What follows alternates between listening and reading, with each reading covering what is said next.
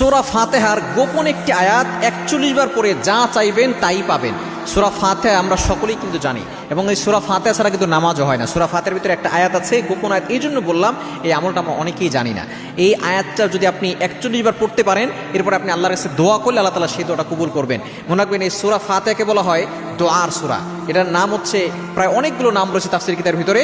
এই সূরা ফাতিহাকে বলা হয় উম্মুল কোরআন, কোরআনের মা। কোরআনের সারাংশ হচ্ছে সূরাতুল ফাতিহা, এবং এই সূরা ফাতিহার ভিতরে শেফাও রয়েছে।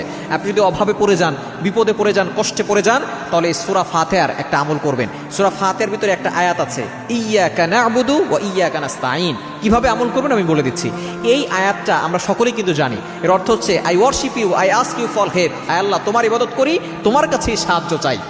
আপনি যখনই বিপদে পড়ে যাবেন, অভাবে পড়ে যাবেন, কষ্টে পড়ে যাবেন, আপনি ওযু করে নামাজে দাঁড়াবেন। 2 রাকাত নামাজ পড়ে এরপর আপনি বসে আপনি 3 বার দুরূদ শরীফ পড়বেন, 3 বার ইস্তেগফার পড়বেন। এরপর আপনি সূরা ফাতিহার এই আয়াতটা পড়বেন, ইয়্যাকা না'বুদু ওয়া ইয়্যাকা নাস্তাঈন, ইয়্যাকা না'বুদু ওয়া ইয়্যাকা নাস্তাঈন। এটা 41 বার পড়বেন। শেষে আবার 3 বার দুরূদ শরীফ পড়ে আপনি আল্লাহর কাছে দোয়া করবেন।